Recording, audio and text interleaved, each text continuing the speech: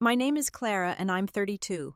I sat in a Seattle coffee shop, its air thick with the bitter tang of over-roasted espresso and the damp musk of rain-soaked coats.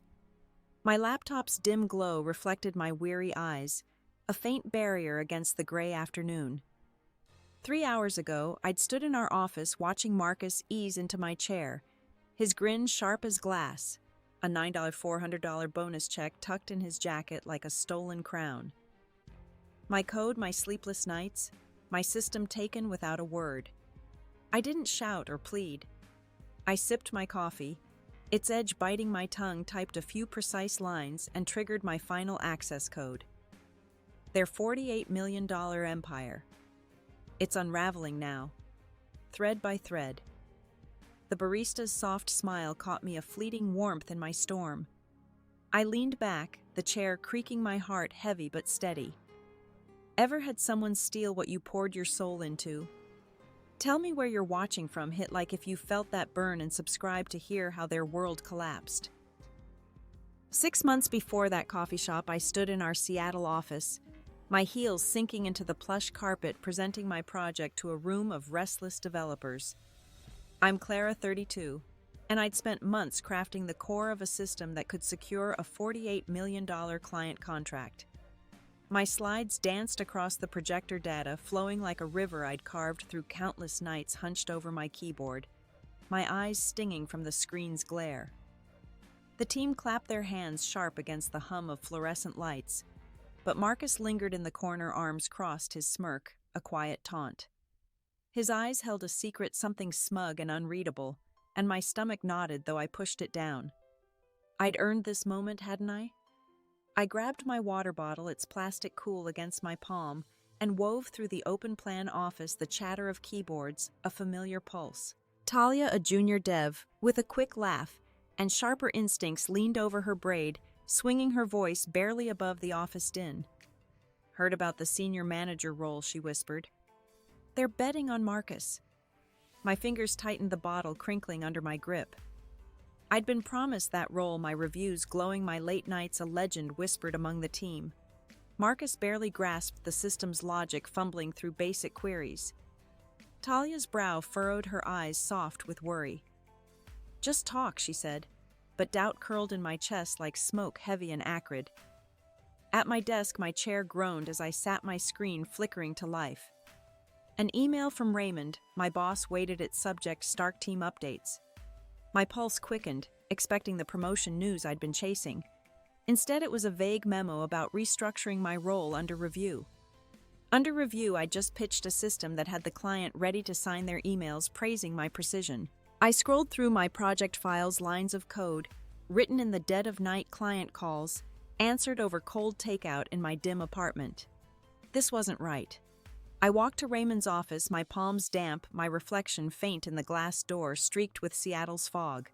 His voice drifted out low and clipped. "We need someone for the big picture," he said on a call. HR's voice crackled back. "Marcus has the edge." My breath caught sharp as a blade. I knocked, my knuckles ringing against the glass. Raymond looked up, his tie loose, his smile too easy. "Clara, what's up?" I forced my voice steady, though my heart pounded. "My role's under review." He leaned back, his chair squeaking. "Just a formality," he said, his eyes sliding to his phone. "We're exploring options." Options? I'd built the entire system, every function, every line. I pressed harder, my voice firm despite the storm inside. "I've led this from day one. The client loves it.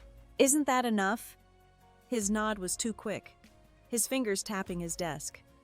"Absolutely. Let's talk next week," he said, dismissing me. I left, my chest tight, his words a slammed door echoing in my ears. Back at my desk, my phone buzzed. Sadie, my younger sister, her voice trembling. "Clara, Mom's back." I gripped the phone, my mind spinning. She'd vanished when I was 15, leaving Dad to raise us amid unpaid bills and empty promises. Now she wanted to meet Sadie, acting like the past didn't exist. "I don't know what to do," Sadie said, her voice cracking. I closed my eyes, the office noise fading to a dull hum. First my job, now this. Loyalty felt like a snare tightening around my throat. I stared at my screen, the project dashboard open, my code flawless, a testament to my devotion. Marcus's smirk lingered a shadow in my mind. Talia dropped a pen on my desk, her voice a murmur. Check the meeting invites. I opened my calendar, my heart sinking. A client demo was set for tomorrow. Marcus's name listed, mine erased. A cold weight settled in my chest. I'd built that system line by line, but they were writing me out, and the crack in my trust was sharp, a wound I couldn't yet name. I left my desk, the office lights glaring, and slipped into the break room, the coffee machine hissing like a warning. I poured a cup, my hands trembling, steam curling like a ghost. Talia followed, her sneakers soft on the linoleum, her eyes searching. You okay? She asked, leaning against the counter, her voice barely above the machine's hum. I nodded, but my throat tightened, words stuck. They're cutting me out, I said, my voice low, almost lost in the room's echo. She glanced at the door, then pulled out her phone, its screen glowing with an email chain.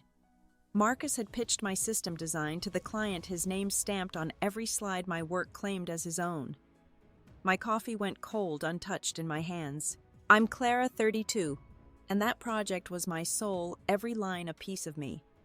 Seeing it under his name felt like a theft of my own skin, a violation I couldn't unfeel. Why didn't you tell me sooner? I asked, my voice sharper than I meant. Talia bit her lip, her fingers twisting nervously.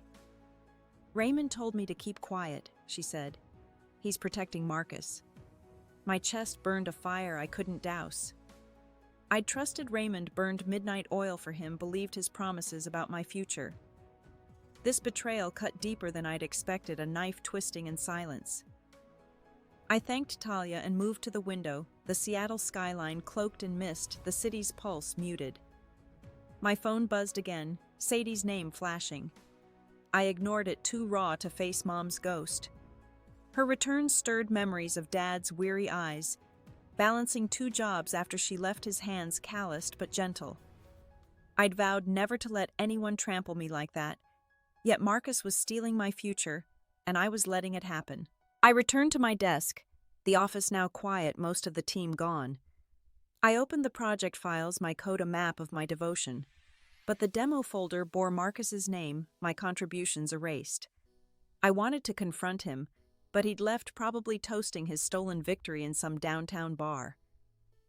I pulled out my notebook, its edges worn from late-night scribbles, and started documenting every meeting, every code commit, every email I'd sent. If they wanted to play dirty, I'd be prepared, my evidence a shield. My pen scratched the paper, the sound grounding me, until I found a folded sticky note tucked inside Helen's cursive clear, Clara, you're unstoppable. My old mentor's words stung my eyes, a beacon from a time when I believed them. What would she think now, seeing me sidelined? I pressed the note to my chest, the paper crinkling her faith, a fragile thread I clung to.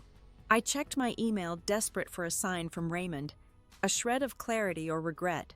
Nothing, just the demo invite with Marcus's name glaring. I leaned back my chair, groaning, staring at the ceiling tiles, their pattern blurring. The office felt like a cage, its glass walls closing in, suffocating. Sadie texted again, please call me. I need you. Guilt tugged sharp and heavy, but I couldn't face her pain, not with mine so fresh.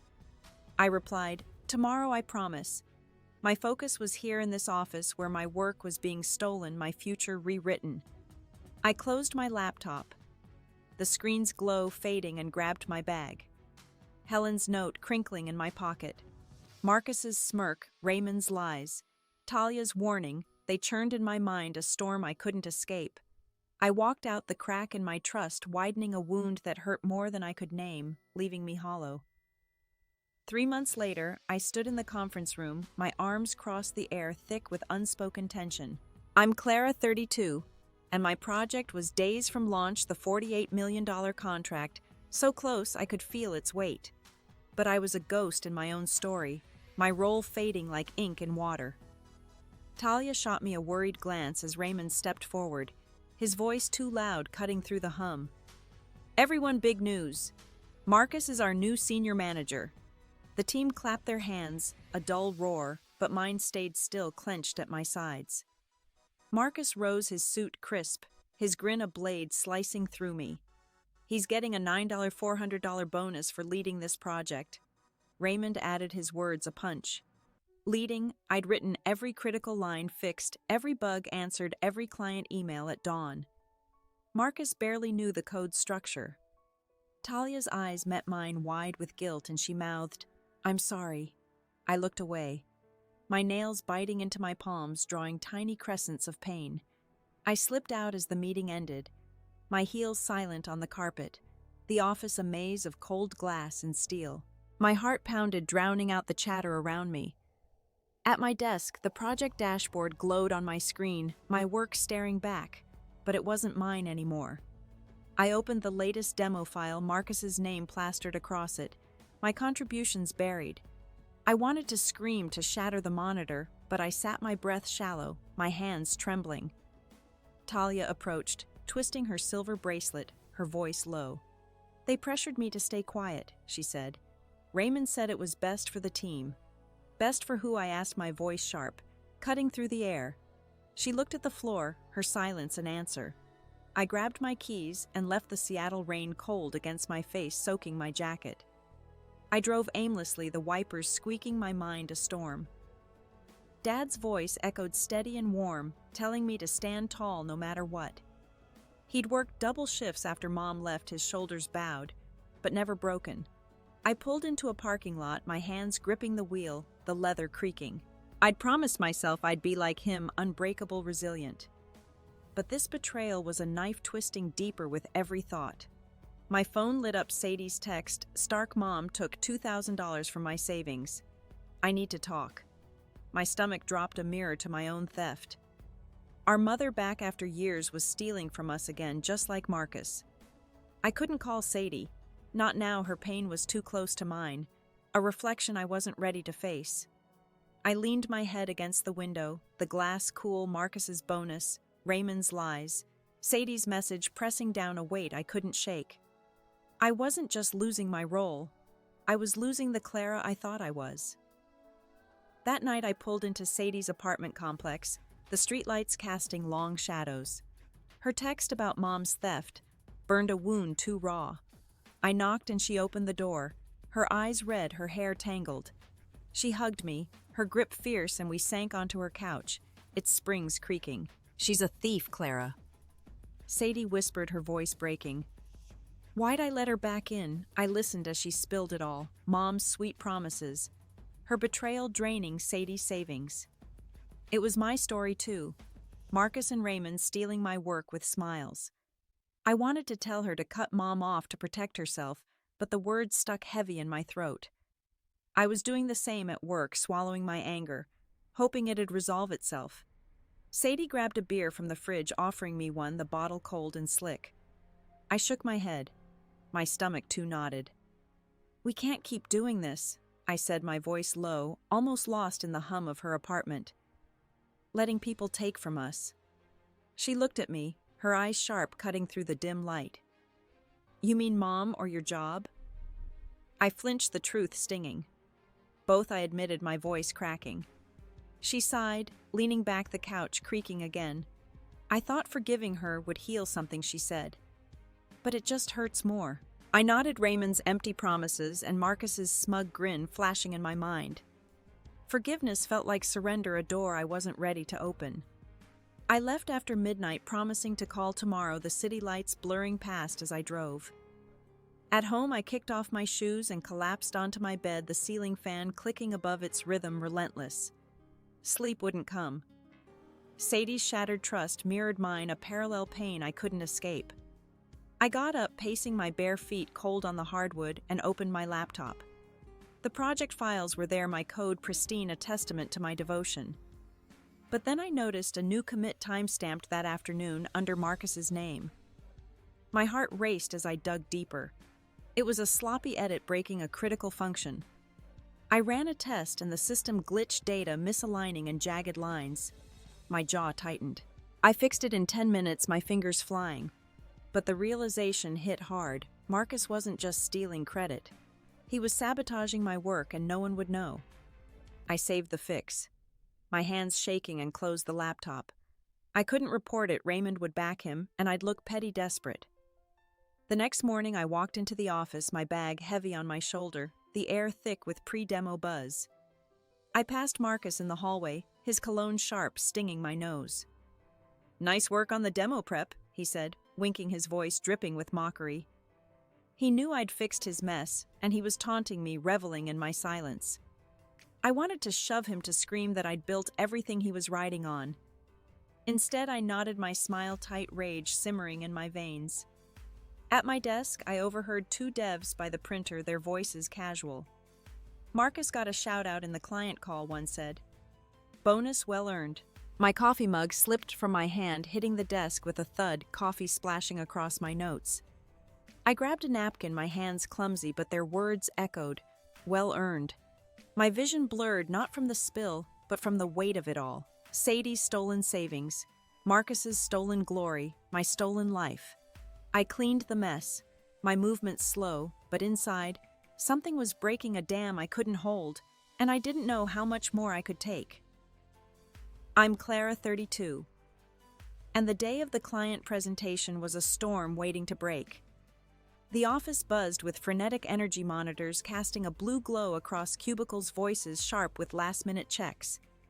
I stood at the edge of the conference room, my blazer too tight, its seams digging into my shoulders, watching the team set up. My system, built from scratch through months of sleepless nights, was about to launch, but I was a bystander, relegated to the shadows. Marcus strutted in his tie, knotted perfectly, carrying my work like a trophy he'd won.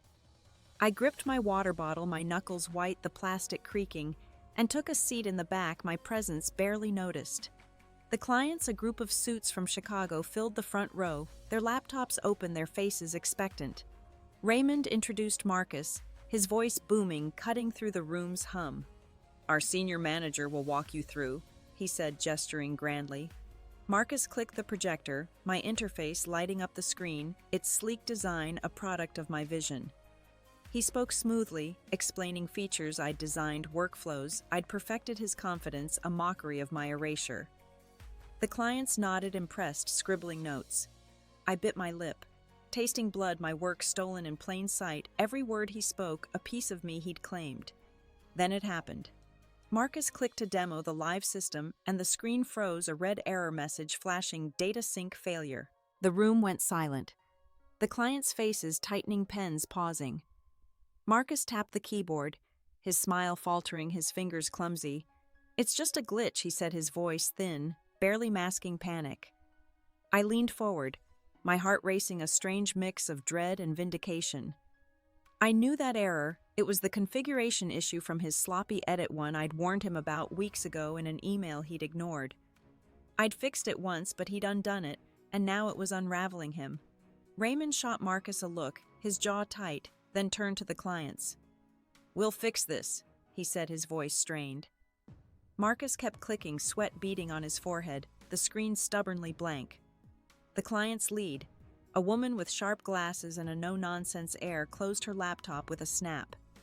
"This is unacceptable," she said, her voice cold as steel. I sank into my chair, my pulse hammering, my hands trembling. Part of me wanted to jump up to fix it in seconds. I knew the code like my own heartbeat. But I stayed still, rooted. This wasn't my moment. Not anymore. Raymond's eyes scanned the room, landing on me like a spotlight. "Clara," he said, his voice sharp as a whip. "You worked on this. What's going on?" My stomach dropped, the client's gazes pinning me, their eyes heavy with judgment.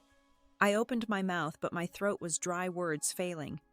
"I've been off demo prep," I said, my voice shaking, barely audible. "Marcus handled it." Raymond's face hardened, his eyes narrowing. "That's not what I heard," he said. "You were supposed to double-check." The accusation landed like a blow, public and brutal. The room spun, faces blurring. Talia sat in the corner, her hands clenched, her silence deafening. Marcus avoided my eyes, fiddling with his pen, a coward hiding in plain sight. The client's lead stood her chair, scraping the floor. "We'll discuss this internally," she said, and they left the door, clicking shut like a gavel. The team filed out, their whispers like static, their glances heavy with pity or blame. I stayed my hands trembling alone with the blank screen, its emptiness a mirror of my own. Raymond approached, his voice low, venomous. "You should have caught this, Clara," he said. "This is on you." I stumbled to my desk, my legs weak, my breath shallow. I opened my laptop, desperate for proof, something to show I wasn't the failure. I checked the system logs, my fingers frantic, my heart pounding. My breath caught a cold jolt running through me.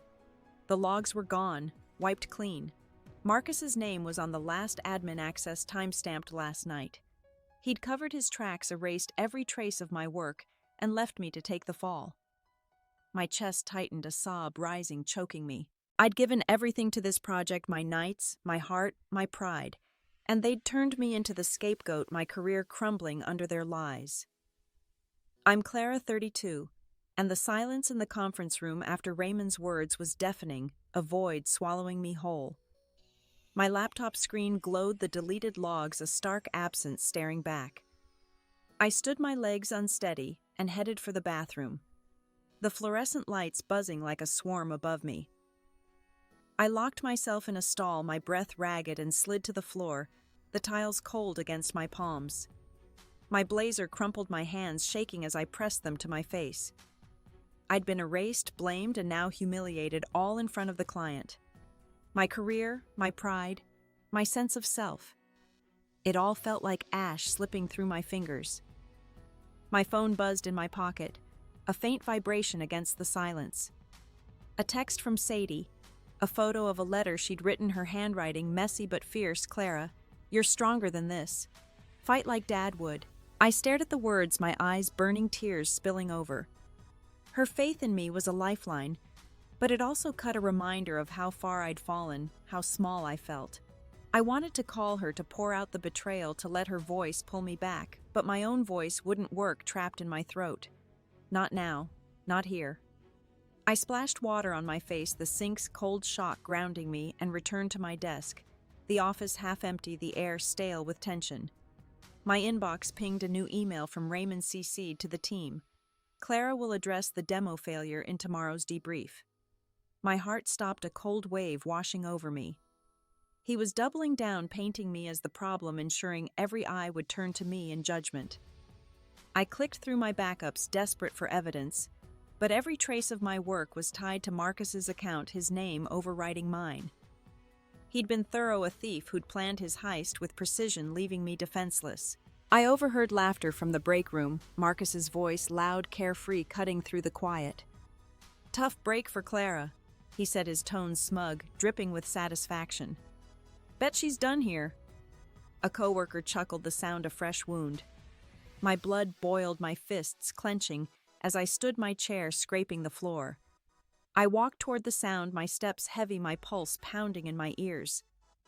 I stopped at the door, unseen, as Marcus kept talking. "She should have known her place," he said, his voice sharp with glee. The bonus was just the start. My vision blurred, rage and despair twisting together, a storm I could barely contain. He wasn't just stealing my work. He was gloating, reveling in my ruin, his laughter a blade slicing deeper. I turned away, my steps heavier, and grabbed my bag. The office feeling like a prison, its glass walls mocking my entrapment. I passed Talia's desk, her monitor dark, her silence a weight. I wanted to shake her, to demand why she hadn't spoken up in the meeting, but I kept walking, my throat tight. Outside, the Seattle air was sharp, cutting through my thin jacket, my breath visible in the cold. Sadie's letter flashed in my mind, her words a spark in the dark, urging me to fight. Then another memory surfaced, a hidden admin code I'd buried in the system months ago, a failsafe for emergencies untouchable by anyone else. My pulse quickened, a flicker of power in the chaos. I straightened my hands, steadying, but Marcus's laughter echoed his words, a relentless blade. I climbed into my car, the engine humming to life, and stared at the office building, its lights glaring like accusations. Everything I'd built was inside, and they'd torn it apart. I gripped the wheel, my heart a hollow drum, knowing I'd hit rock bottom with nowhere left to fall. I'm Clara, 32, and that night the city lights streaked past as I drove home, Marcus's laughter and Raymond's blame churning in my head like a relentless tide. I parked outside my apartment, the engine ticking as it cooled, and sat there, the silence heavy. Sadie's letter burned in my mind, her words sharp fight like Dad would. They were a pulse under my skin, a call to action I couldn't ignore. I pulled out my notebook, the one with Helen's sticky note, its edges soft from use, and started writing not a plan, but a vow to Dad. I won't let them bury me. I wrote my pen, digging into the page, the ink smudging under my grip. This wasn't just about the bonus or the role, it was about reclaiming what was mine. Inside my apartment was dark, the hum of the fridge a low drone. I set my laptop on the kitchen table, its glow harsh against the shadows, casting jagged patterns on the wall. My fingers hovered over the keys, the memory of my admin code sparking like a flare. I'd coded it months ago, a backdoor for emergencies buried so deep no one else could find it. I logged into the system, my heart thudding, and there it was, intact, my last shred of control. I could lock the project files, freeze everything, force them to acknowledge me. The thought made my breath catch a mix of fear and fire, my hands trembling with possibility. I typed a message into the system, my words deliberate, each one a step toward rebellion: restore my credit, or the project stays locked. I stared at the screen, the cursor blinking like a challenge, daring me to act. This was for every night I'd spent debugging in the dark, every idea I'd poured into that code, every piece of myself they'd stolen. I imagined Marcus's smugness crumbling, Raymond's face paling as the client walked away. But then doubt crept in, cold and heavy, blacklisting unemployment, a ruined career. My hands shook, my fingers pausing over the enter key, the weight of the choice pressing down. I stood pacing the small kitchen, my bare feet cold on the tile, and grabbed a glass of water, its icy shock jolting my throat. I thought of Dad, how he'd rebuilt our lives after Mom left, his strength quiet but unyielding. He'd never bowed to despair, never let betrayal define him. I owed him this, owed myself. I sat back down, my resolve hardening like steel, and opened a new document. I started typing a letter to Dad, words I'd never said when he was alive. You taught me to stand up, I wrote, my pen scratching fiercely. I'm doing it now, for you, for me. Each word was a brick in a wall. I was building a foundation to hold me up. I checked the system again, ensuring the admin code was secure, untouchable. My phone buzzed, a late-night text from Talia. I found something. Meet me tomorrow. My pulse quickened, a surge of adrenaline.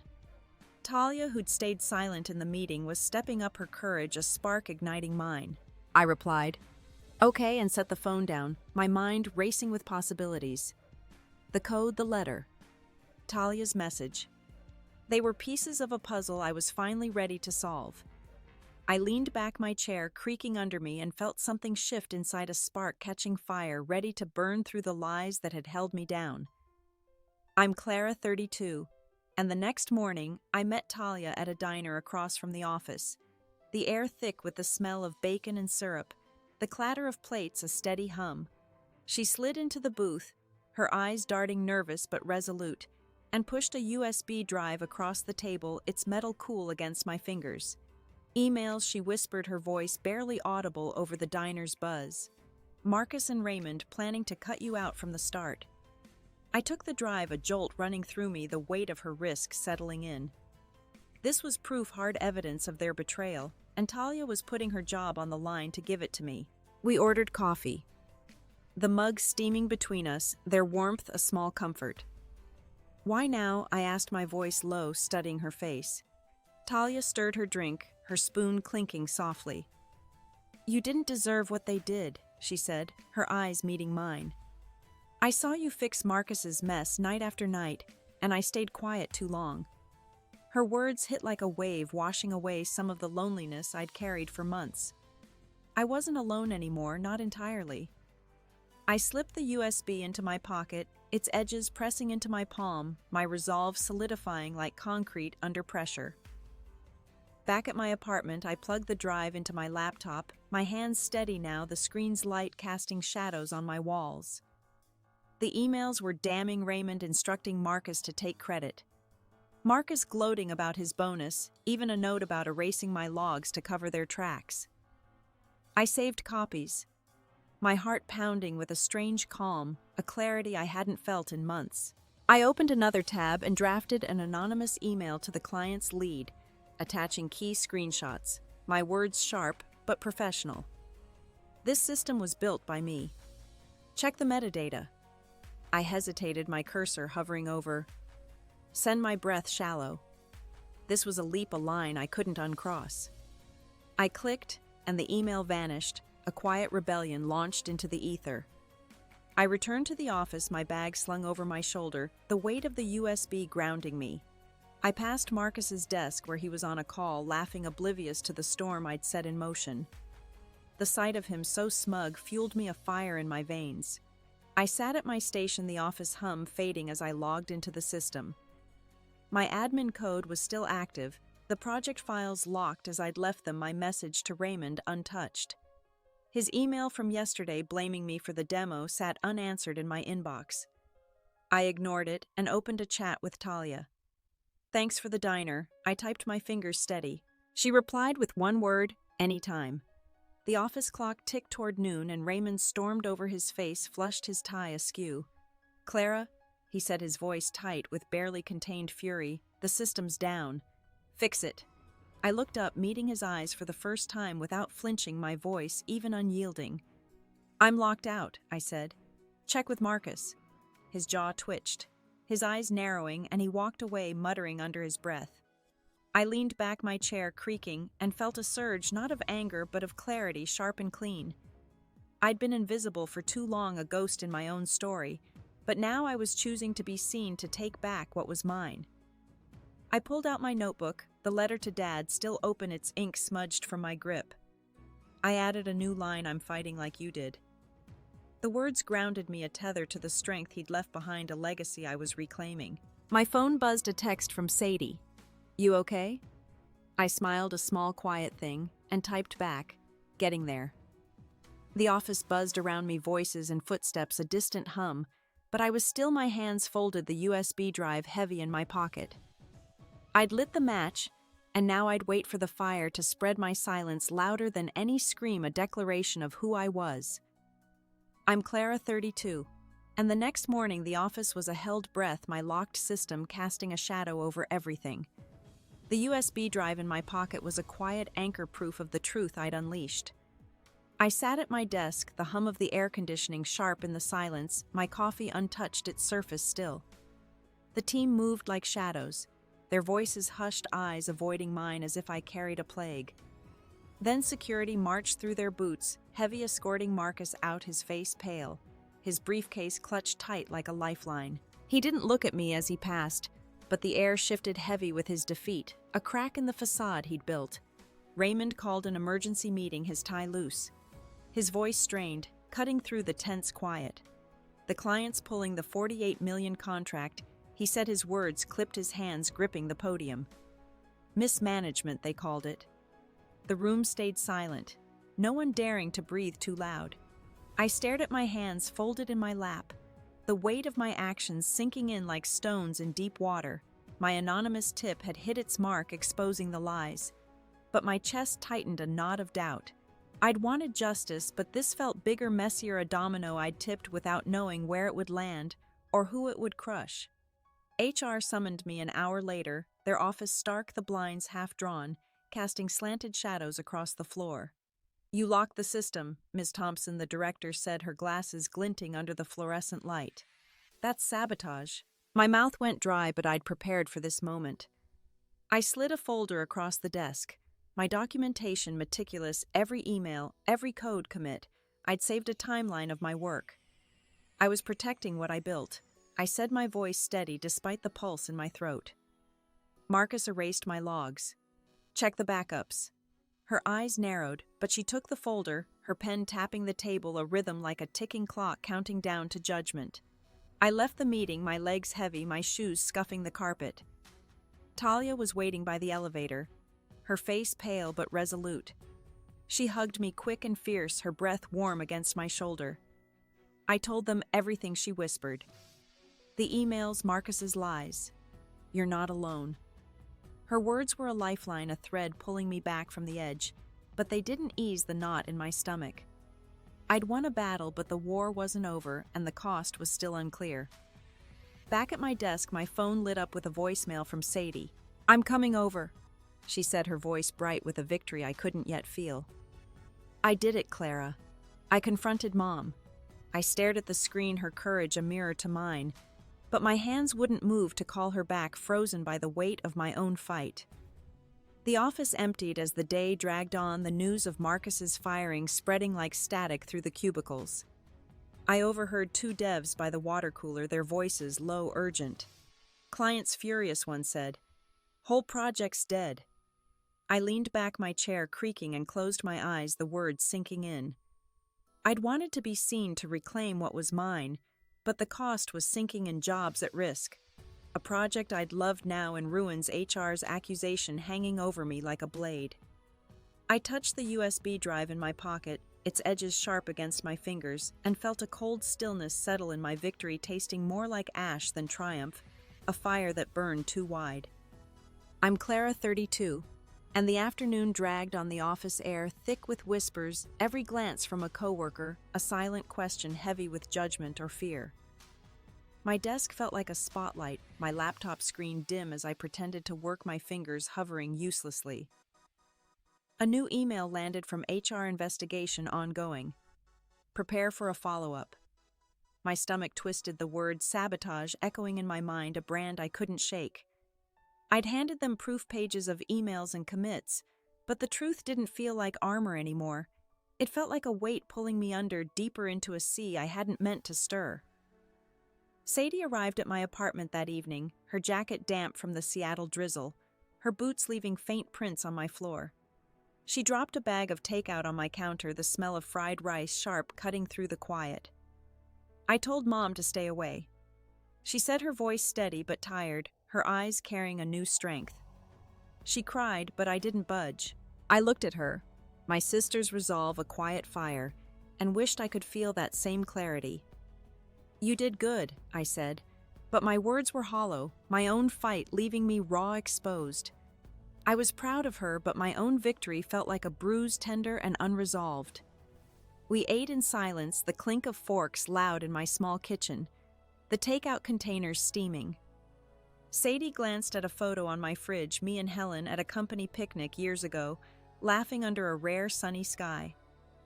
"You miss her, don't you?" she asked, her voice soft.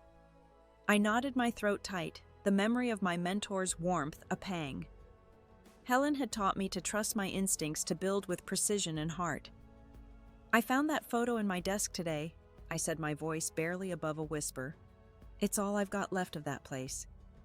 Sadie reached for my hand, her fingers warm, but I pulled back, not ready for comfort, not ready to feel the full weight of what I'd lost. The next morning, HR called me in again, the director's office colder. Now her desk cluttered with files, a stark contrast to the neat folder I'd given her. "We recovered the logs," she said, her tone flat, unreadable. "Marcus tampered with them. You're cleared, but the client's gone." I nodded, my face blank, but inside relief battled dread, a storm of conflicting tides. Raymond's resignation hit the office grapevine by noon, his office emptied, his nameplate gone, a ghost of his former power. The team avoided me, their silence louder than words, as if I'd brought the plague that ended their project. I'd exposed the rot, but I was still the outsider, the one who'd broken their fragile world. I sat in the break room, a stale donut untouched on my plate, the fluorescent lights harsh above. I opened my phone to Sadie's voicemail again, her voice bright with victory, but it felt distant, like a song from another room. I'd locked the system, sent the tip, and won, but the cost was a shadow. I couldn't shake. Jobs lost, a project dead, my name tied to chaos. I negotiated a severance with HR, my voice calm, refusing to stay in a place that had chewed me up and spit me out. As I signed the papers, my pen scratched the page, a final act, like closing a book I'd never reopen. I walked out the office, fading behind me, and stood in the parking lot. The sky heavy with clouds, my heart heavier with something I couldn't name, a quiet ache that lingered like damp air. I'm Clara, 32, and a month after walking away from that office, I stood in my new apartment, the walls bare, the hardwood floor cool under my bare feet. Boxes were stacked in the corner, their labels smudged from a rainy move, the severance check just enough to start over. The quiet was new, a language I was learning to speak, soft and unfamiliar. I opened a window, the Seattle breeze carrying the scent of cedar and wet pavement, and felt my shoulders loosen just a fraction, as if the air could carry away the weight. I set a kettle on the stove, its whistle soft as it warmed, a small ritual grounding me. My old life, the late-night coding, Marcus's smirks, Raymond's lies, felt like a book I'd closed, its pages worn but finished. I pulled out a journal, its pages crisp, untouched, and started writing not about the betrayal, but about what came after. I wrote about mornings waking without dread, the sun filtering through my blinds, the walks I took by the pier watching gulls dip into the gray water, their cries sharp in the stillness. I was finding my way back to myself, one slow, deliberate step at a time. Talia had sent me a potted lavender plant, a housewarming gift, with a note in her neat handwriting, for new beginnings. I placed it on the windowsill, its purple blooms vibrant against the overcast sky, its scent earthy and calming. I touched the leaves, their texture soft, and thought of her courage, how she'd risked her job to stand by me when it mattered. I hadn't seen her since I left, but her gift was a reminder that some bridges don't burn, some bonds hold fast. I watered the plant, the soil dark and yielding, and felt a flicker of hope, fragile, but growing like a seed taking root. Sadie called that afternoon, her voice warm through the phone, a lifeline across the city. "I'm thinking we should do something for Dad," she said, her words careful but bright. "Maybe a charity, something small to keep his name alive." I leaned against the counter, the kettle steaming behind me, and smiled, a small, real thing. Dad had been our anchor, his quiet strength carrying us through Mom's absence, his hands steady as he fixed our broken world. A charity felt right, a way to honor him and mend ourselves. "I'm in," I said, my voice steady. A commitment, I meant. "Let's make it happen." I hung up and sat on the floor, my back against a box, the journal open in my lap. I wrote about Dad, how he'd taught me to fix a flat tire, his hands patient, his laugh soft as summer rain. I'd been angry for so long at Mom, at Marcus, at the world, but here in this empty apartment that anger was loosening its grip, slipping like sand through my fingers. I didn't need to carry it anymore, not like I used to. I closed the journal, the pages rustling, and looked at the lavender plant, its quiet beauty, a promise of something better, something wholly mine. I'm Clara, 32, and the next evening I walked to a small community center, its chipped paint and flickering neon sign, a contrast to the polished office I'd left behind. Sadie was already there, setting up folding chairs, her sleeves rolled up, her movements quick and sure. We were hosting our first charity meeting, a small step to honor Dad, to help others like us who'd been knocked down by life. I carried a tray of cookies, their warmth seeping through the foil, their buttery scent mingling with the room's smell of old wood and possibility, a quiet kind of sacred. People trickled in, strangers with tired eyes and worn jackets, each carrying a story they didn't share, their presence a silent act of courage. I stood at the front, my hands clasped, and spoke about Dad, how he'd taught me to keep going, no matter the weight, his voice a steady guide through our darkest days. My voice was soft, but it didn't shake, a strength I hadn't known I had. Sadie smiled from the back, her pride a steady light warming the room. A woman in a worn sweater raised her hand, her voice hesitant, almost lost in the quiet. "I got laid off last month," she said. "How do you start over?" I paused, feeling every eye on me, their hopes heavy but not crushing. "One day at a time," I said. "You're here. That's enough." After I cleaned up alone, stacking chairs, their clatter echoing in the empty room, my phone buzzed, a text from Talia Company's bankrupt. "You did that." I stared at the words, the final nail in a coffin I'd helped build. But I didn't feel triumph, just a strange calm, like closing a door I'd never reopen. I slipped the phone into my pocket and stepped outside, the night air cool, the stars faint above the city's glow. I thought of Marcus, Raymond, the office that had tried to break me. They were gone, their empire dust, and I was still standing, my feet firm on the ground. The next morning, I had a job interview, my first in weeks. I wore a simple blouse, its fabric soft, my hair pulled back in a loose bun. The small tech firm had walls lined with plants, their green a quiet welcome. The interviewer, a woman with kind eyes and a warm handshake, asked about my last role. I told the truth. Not the whole story, but enough. I built a system, led a team, and left when the values didn't align. She nodded, scribbling notes, her pen scratching softly. I felt light, unburdened by secrets, not chasing approval, but offering who I was. I wasn't proving myself. I was just me, and that was enough. Back home, I sat by the lavender plant, its scent stronger now, filling the room. I opened my journal, writing not about the past, but about tomorrow, the charity, the interview, the life I was stitching together thread by thread.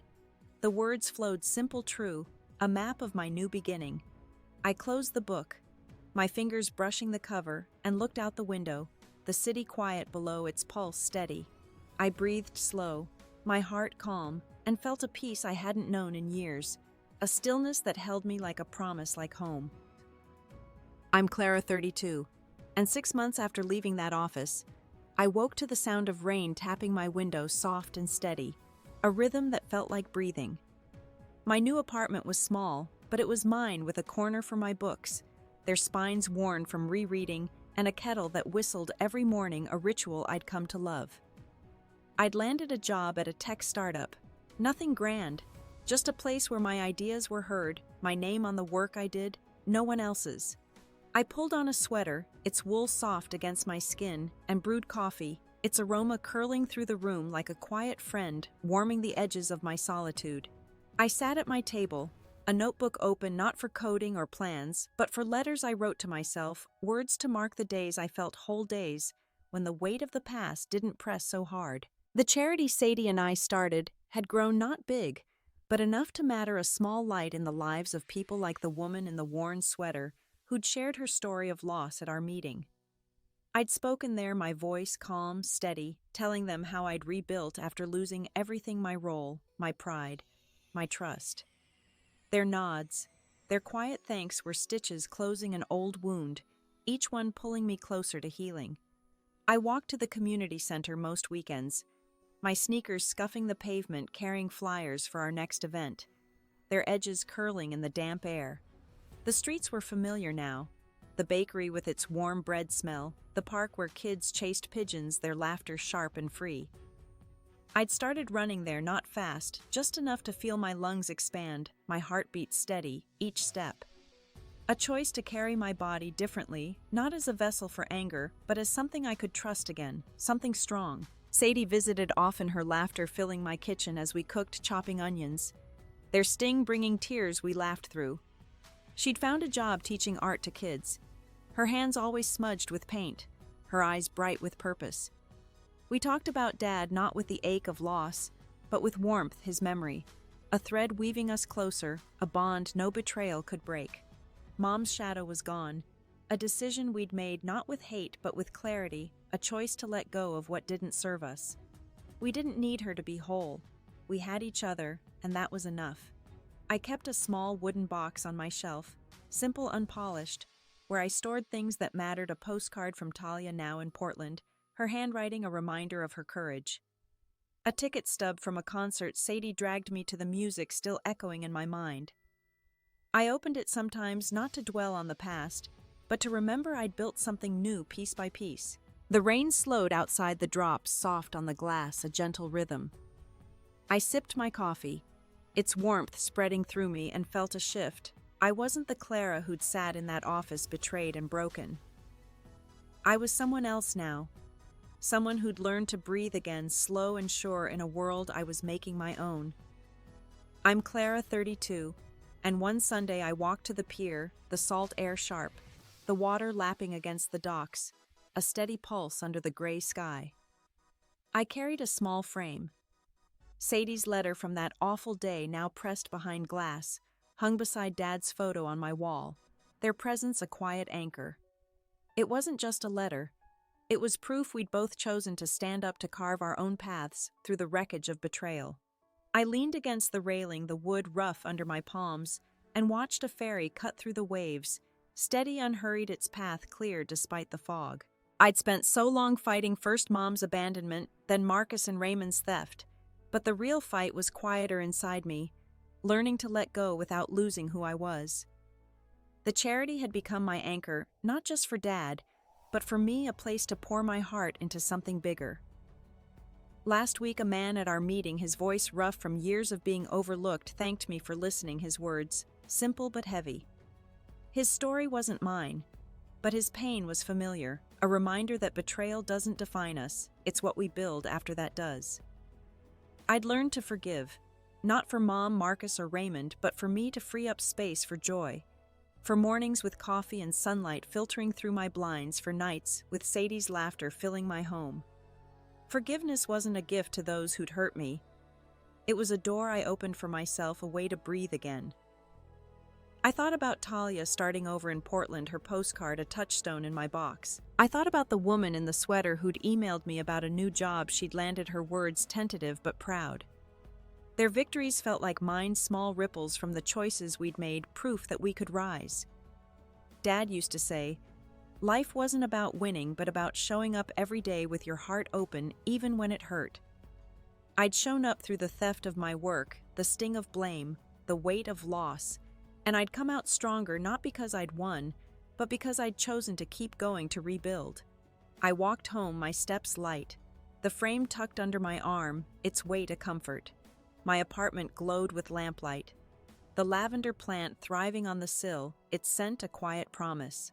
I set the frame down, its edges catching the light, and felt a pride not loud but deep, like a river finding its course steady and true. Betrayal had cracked me open, exposed my core, but it also showed me what I was made of, what I could rebuild from the ruins. I wasn't perfect, but I was enough, and that was the lesson I carried now. One I'd never lose, one that held me like a truth I'd always known. I want to hear from you. What's a moment that broke you but showed you your strength? Share it in the comments. Let's hold space for each other's stories. If this story moved you, please hit like, subscribe to join me on this journey, and share it with someone who needs to hear it. Thank you for being here, for listening, for carrying your own light through the dark. Here's to healing, to new beginnings, and to you.